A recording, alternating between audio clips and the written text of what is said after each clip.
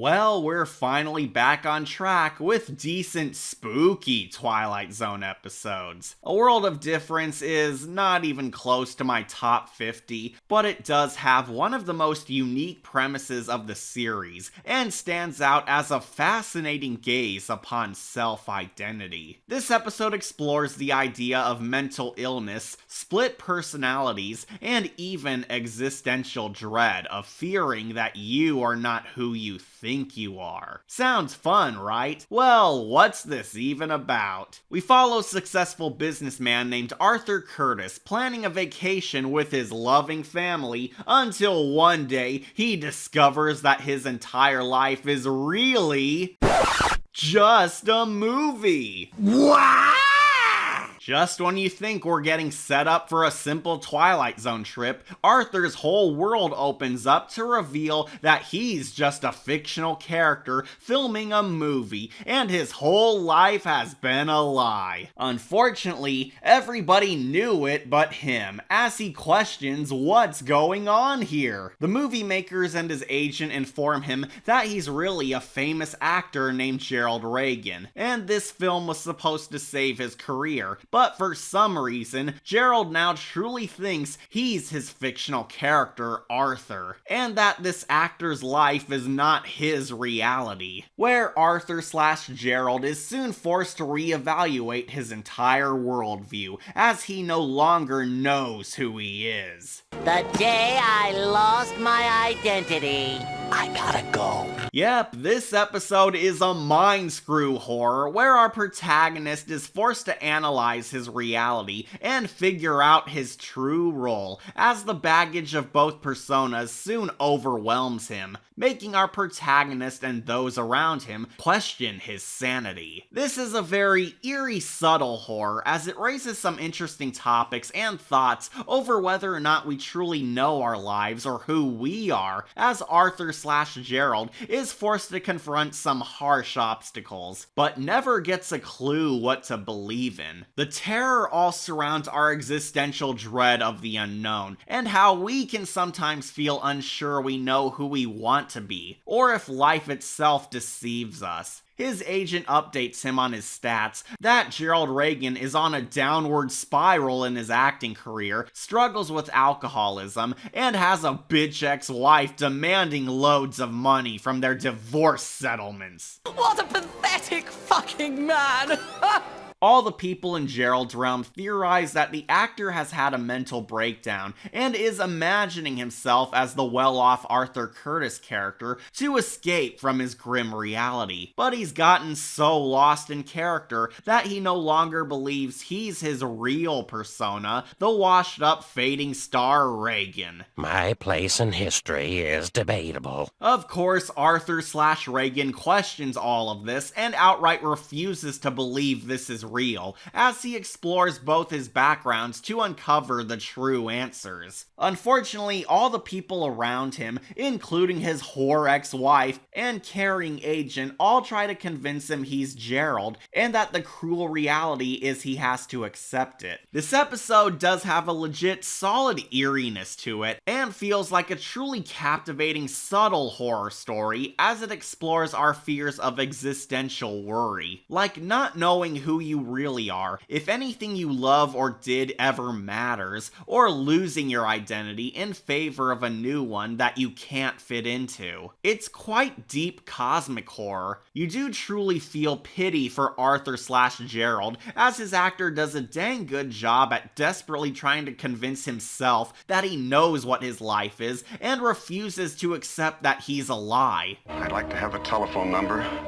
of the Davis Morton Company. Of course there is! I worked there!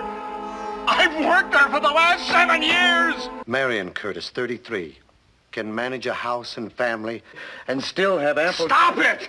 No, listen, it's my own home. I'm Arthur Curtis. I can't seem to remember it at the moment. Will you That said, there are some cons. I never quite fell in love with this one since its style of horror feels very downplayed. It's not nearly as exciting as other hits, and the big one, we never fully know what his Gerald Reagan persona is like, so we don't know if him holding on to his Arthur life is a good thing or not. We're constantly told who Gerald is, or rather was, but the protagonist is perpetually linked to his Arthur persona and acting like the nice guy we know over this alleged alcoholic loser. It's not like Judgment Night or Nervous Man, where the actor is allowed to play his character as two polar opposite people, which I simply felt was a huge missed opportunity. Now I get what the episode's going for, it's supposed to be vague. You, the audience, are meant to theorize which persona is the real guy. Is he Gerald Reagan, washed up, unhinged loser, trying to escape into this good life after so much crap? Or is he really Arthur Curtis, the well-off family man who got sucked into a cruel alternate world who has to fight for his happy ending? An amazing concept, but not as riveting or visually stimulating as Superior Tales. It has a ton of slow moments, repetitive scenes of everyone telling Arthur he's Gerald, and a few too much long exposition that's just not as complex as the concept is. Most of the plot is simply Arthur exploring Gerald's crap life, of being on thin ice and everyone telling him he's lost it, while Arthur does all he can to ignore them. There's some cool ideas, like the agent showing him his script, and the reveal that Arthur Curtis is just a fictional character, while an eerie tone haunts over the entire adventure. Yet he fights against it any way he can. Again, this would be super deep if we knew more about Gerald's life, or saw the contrast between these two personas, but we unfortunately don't get too much rising action. He costs money!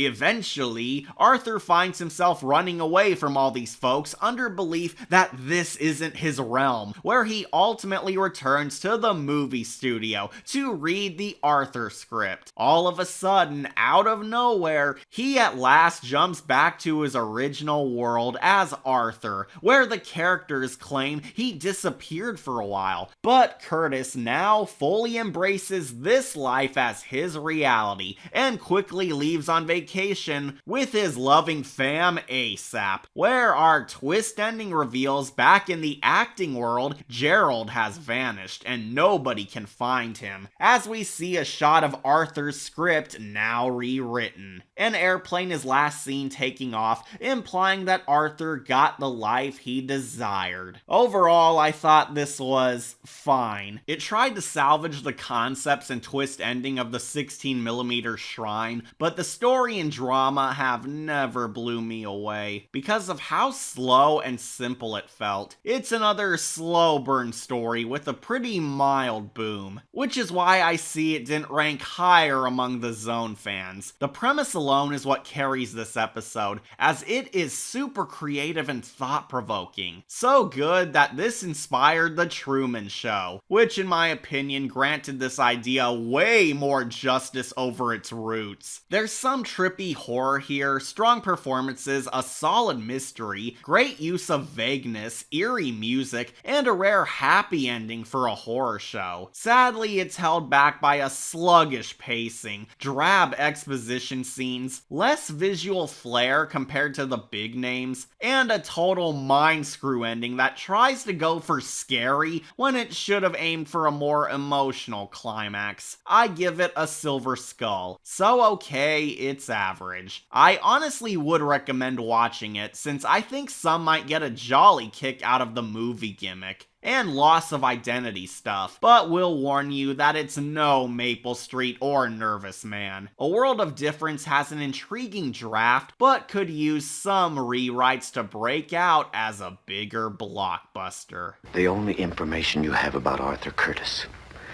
is written in this script. The Twilight Zone.